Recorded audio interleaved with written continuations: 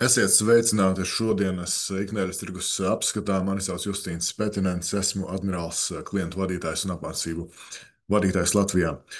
Pirms turpinām risku atrunam, tirdzniecība ar admirāls piedāvātajiem finanšu instrumentiem ietver augstu risku, kas to sarežģītas būtības dēļ nav piemērots visiem ieguldītājiem. Aicinu iepazīties ar mūsu riska atrunu mājaslapā. Dažos vārdos par admirāls. Pirmkārt un galvenokārt mēs piedāvājam ļoti plašu instrumentu klāstu, tā skaitā īstās akcijas, fondi un CFD uz akcijām un fondiem, kā arī CFD uz Forex indeksiem, izēlēm, citiem instrumentiem. Tātad mēs esam globāls un uzticams uzņēmums jau kopš 2001. gada, tātad vairāk nekā 25 gadus nozarē. Mēs piedāvājam diezgan konkurētspējīgus tradinga nosacījumus, bet īpaši izdevīgus investīciju, tātad ilgtermiņa ieguldījumu nosacījumus. Pie mums, pie admirāls pērkot akcijas vai fondus, nav jāmaksā nekādas procentu maksas vai kontu uzturēšanas maksas. Jārēķinās tikai ar komisiju, kas ir vienreizējā. Kā arī mēs piedāvājam personīgu konsultantu katram mūsu klientam. Un, kā vienmēr, sāksim ar cenu kustību. Pagājušo nedēļu ASV akciju tirgus uzrādīja ļoti mērenas kustības bez izteikta kopējā virzienā ar dažiem izņēmumiem. Indeksu līmenī kustības ir maznozīmīgas. Tad no gada sākuma līderos aizvien Nasdaq 100 un Russell 2000, kas vairāk atspoguļo tieši iekš ASV akciju tirgu pēdējā vietā, uzrādot Nasdaq uzrādot nepilnu 4% ienesīgumu no gada sākuma, un Russell 2000 uzrādot mīnus 5% ienesīgumu no gada sākuma. Sektoru līmenī enerģētikas un finanšu sektori uzrādot statistiski maznozīmīgu 1% un 0,8% ienesīgumu, respektīvi. Savukārt veselības aprūpes sektors uzrāda samērā nozīmīgu nepilnu 3% kritumu. Atsevišķu nozaru līmenī kustības arī statistiski maznozīmīgas. Pārsvarā visas nozares, neskaitot veselības aprūpes nozares, uzrāda pieaugumu.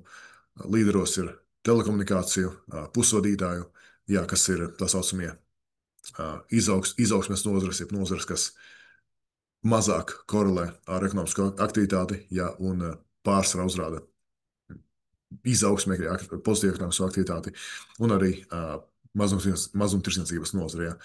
Nosacīti nozaru līmenī mēs redzam normālu riska apetīti. Tātad riskantākie uz izaugsmi vērsti segmenti uzrāda ir līderos pēc ienesīguma. Globālā mērogā starp akciju tirgiem līderos S&P 500, pārējiem tirgiem uzrādot ievērojumu kritumu. Tātad attīstīto valstu akciju tirgi, ko mēs skatāmies pēc EFA, ETF, krita par vairāk nekā 3%, un Stoxx 600, kas ir vienkārši sakot S&P 500 ekvivalents Eiropas Savienībai, par 2,5%. Obligāciju tirgos volatilitāte arī kopumā zema, bet acīm redzami tirgus dalībnieki deva priekšroku ASV obligācijām pār starptautiskajām. Tātad gan ASV valsts, gan ASV korporatīvās obligācijas, kā piemēram TLT, HYG ETF un tam līdzīgi uzrādīja pieaugumu, kamēr starptautisko obligāciju ETF ekvivalenti uzrādīja mērenu kritumu. Izēvielu tirgu līdz ar naftas volatilitāti izcēlās piemēram DBC ETF, kas ir vienkārši sakot diversificēts izēvielu fonds, un DBE ETF, kas ir enerģētikas fonds. Uzrādot statistiski nozīmīgus pieaugumus 4,5% un 2,7% apmērā. Tikmēr zelts turpina savu kustību jau no, ja nemaldos, aprīļa vidus. Citi dārgmetāli relatīvi pret zeltu uzrāda labāku ienesīgumu, un parasti starp dārgmetāliem pirmo izrāvienu, tā teikt, uzrāda zelts, un pēc tam tad seko arī pārējie dārgmetāli tīri uz relatīvās vērtības pamata. Tātad sudrabs, platīns, pallādijs.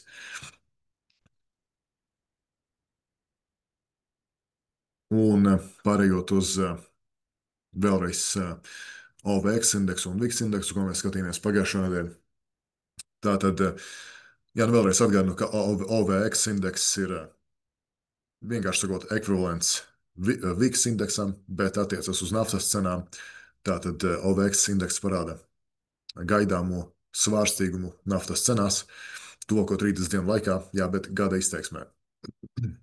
Tātad pašlaik OVX ir zem 50%. Jā, tas nozīmē to, ka opciju tirgus dalībnieki sagaida ap 7% kustību tuvākā mēneša laikā vienā vai otrā virzienā no šī brīža.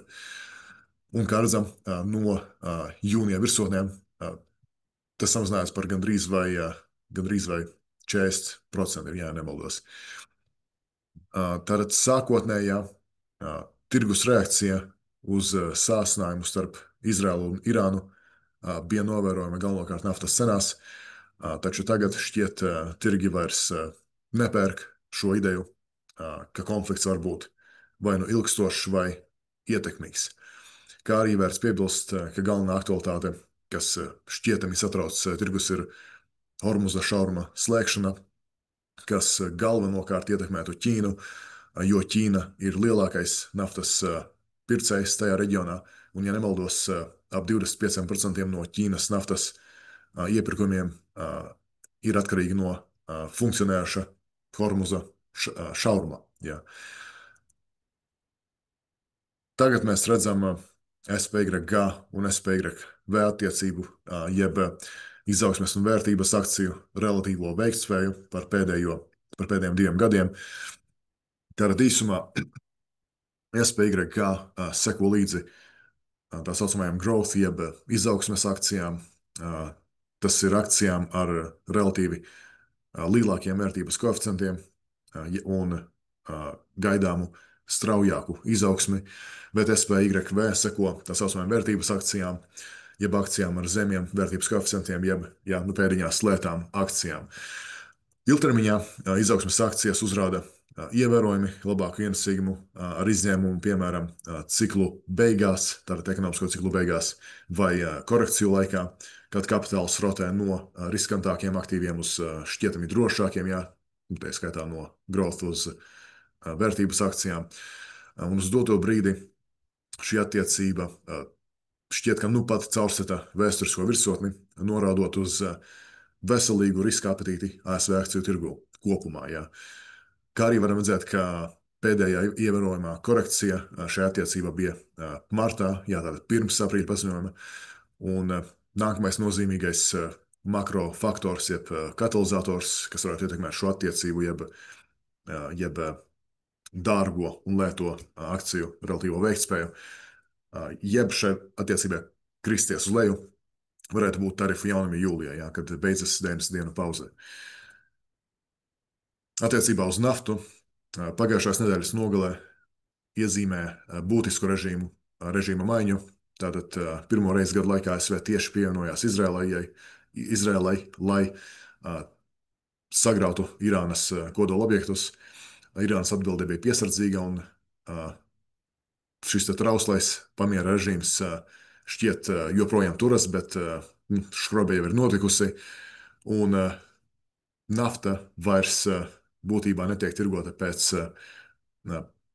ekonomiskiem principiem, bet gan atkarībā no tā, cik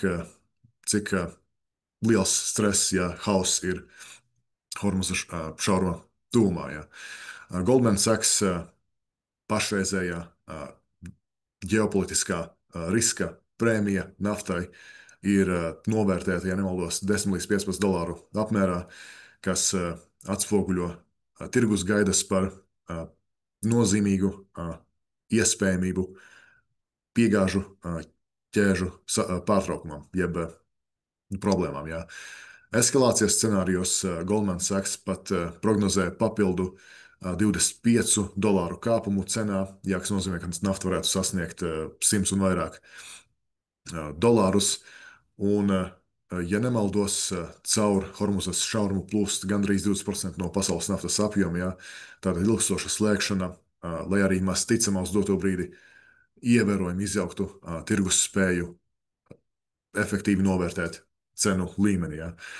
Un līdzinājais naftas pieaugums no cenas pieaugums no 45 līdz nepilniem $8 nebija tikai piegādes ķēžu baļu rezultāts, tas bija arī riska prēmijas, pārvērtēšanas, īso pozīciju aizvēršanas un pozicionēšanās, tā teikt, pārkalibrēšanās rezultāts, jā, ko norādīja Goldman Sachs. Tātad visticamāk, ja nebūs izteiktu konfliktā sāsinājumu,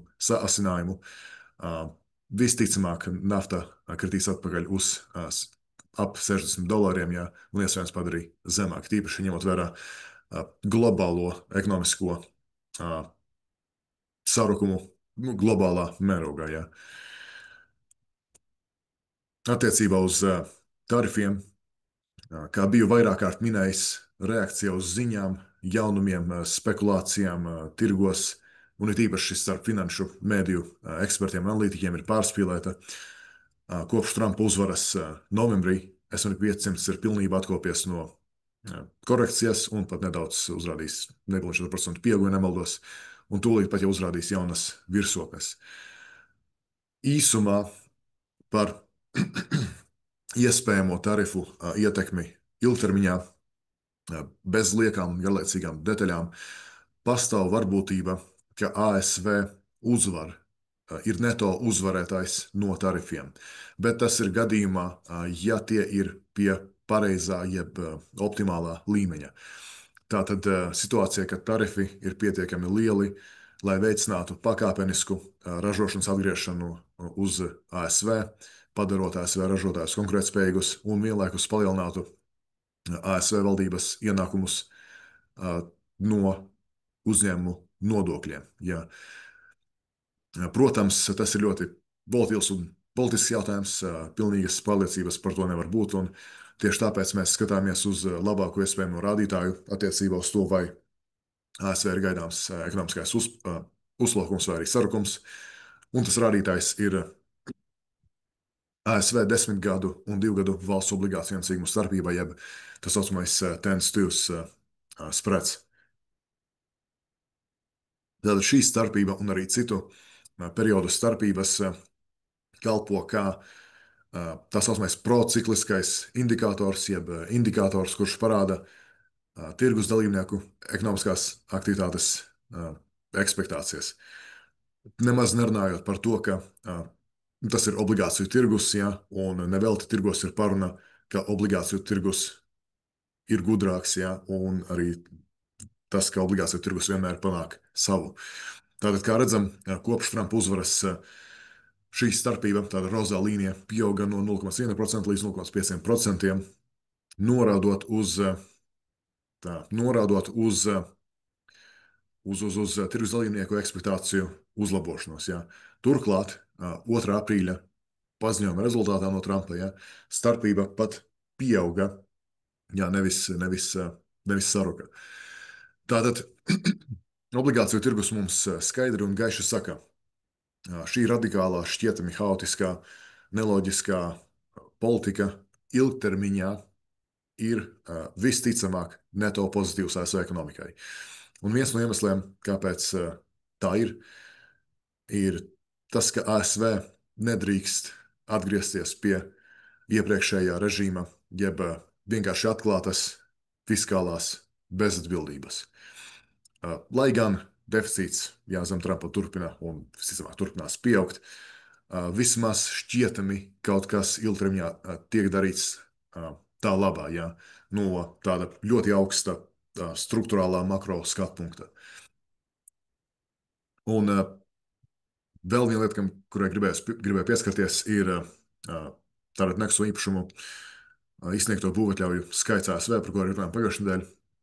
Tātad rādītājs turpina sarukumu un šķiet, ka ir caursitis 22. gada zemieni, norādot uz izteikti vājākām perspektīvām ASV nekustamo īpašumu sektorā. Tātad par šo rādītāju detalizēti runāju pagājušajā nedēļā, tāpēc detaļās neiedziļināšos, bet šis rādītājs klāt ar Wells Fargo mājokļu indeksu, kas norāda, ka gaidāmie pārdošanas apjomi turpina samazināties jau no šī gada janvāra, kalpos kā pretvējš ASV ekonomikai kopumā un it īpaši nekustamā īpašuma sektoram, ja, un saistītājiem nozarēm. Kā arī pēdējā Wells Fargo mājokļu indeksu aptauja atklāja, ka jūnijā nepilni 40% no būvniekiem ziņoja par cenu samazināšanu. Tas ir augstākais rādītājs kopš 22. gada, starp citu. Maijā, ja nemaldos, bija virs 30% un aprīlī zem 30%. Tikmēr vidējais cenu samazinājums jūnijā ir 5%, ja? Un tas ir nemainīgs kopš pagājušā gada novembrā. Tātad procentu likmes, ja, relatīvi pret ilgtermiņa vēsturi, ir salīdzinoši zemas, bet jau ir pietiekami augstas, lai nekustamā īpašuma sektors uzrādītu ievērojami nozīmīgu sarukumu. Tagad mēs redzam vēl vienu ļoti vērtīgu rādītāju, kas ir tuvā termiņa forwardu starpība, angliski near-term forward spread. Tātad tas ir rādītājs, kas palīdz mums saprast, ja prognozēt procentu likmes un recesijas. Tātad šis rādītājs, jeb tuvā termiņa forwardu starpība, ir starpība starp 18 mēnešus uz priekšu gaidāmo 3 mēnešu procentu likmi un pašreizējo 3 mēnešu procentu likmi. Tātad vēlreiz, šis rādītājs ir starpība starp procentu likmi, starp 18 mēnešus uz priekšu gaidāmo, tātad tirgus dalībnieku gaidāmo 3 mēnešu procentu likmi un pašreizējo 3 mēnešu procentu likmi. Tātad rādītājs, kā minējām, galvenokārt kalpo kā monetārās politikas virziena un recesiju indikators.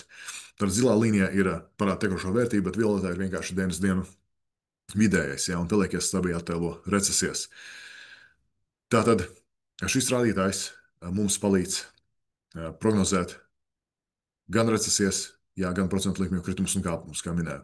Un kā redzam, ja tīri acīm redzami, šī korelācija vēsturiski kopš 70. gadiem ir diezgan izteikta. Kā arī šis rādītājs mums palīdz pozicionēt savu portfeli atbilstoši gaidāmajām procentu likmju izmaiņām. Un kā redzam, šis rādītājs izskatās, ka ir uzrādījis zemieni jau 23. gadā, kopš tā laika tas ir pieaudzis un visticamāk, manuprāt, turpinās pieaugt. Citiem vārdiem, šis ir vēl viens kārtējs tirgus indikators, kas norāda uz gaidāmu pieaugumu procentu likmēs, ASV procentu likmēs. Noslēgumā vēlēs pieskarties dažām lietām. Tātad ir gaidāmi tuvākajā laikā vairāki makro katalizatori. Tātad pirmkārt, dienas dienu tarifu pauzes beigas jūlija 2. nedēļā, nemaldos. Protams, mums vēl pastāv ģeopolitiskie riski starp Izraelu un Irānu, bet, kā redzam, uz doto brīdi tirgi tiešām par to neuztraucas. Tātad recesijas riski ir zemi, taču korekcijas riski turpina palielināties, ka to pašu makro risku ietekmē vai arī tīri relatīvās vērtības koeficientu ietekmē. Tātad ASV akciju tirgi aizvien ir ļoti, tā teikt, dārgi, salīdzinoši ar vēsturi un ar citiem akciju tirgiem. Un, ja kāds gadījumā seko Trumpam, tad ar bieži dzirdēt, kā Trumps mēģina spiest uz procentu samazinājumu, dažādos vārdos sauc Pavelu, ar mērķi, lai viņš samazina likmes. Visticamāk, Pavels turēsies pie sava, un procentu likmes paliks nemainīgas. Tātad atkārtoju par to, kas mums bija 22. gada 1. ceturksnī un šī gada 1. ceturksnī. Tātad 1. ceturkšņa pirmā IKP revīzija bija negatīva gan šogad, gan 22. gadā. Un ko darīja Fed? Fed 22. gadā palielināja procentu likmes. Un šogad, kad IKP bija negatīvs, turēja likmes nemainīgas. Citiem vārdiem, Fed skaidri un gaiši pasaka, inflācija mums ir prioritāte, ekonomikā recesija, tieciet galā ar to paši. Tas ir ziņojums no Fed uz doto brīdi. Tātad paldies par uzmanību un tiekamies nākamo nedēļu jau pirmdien.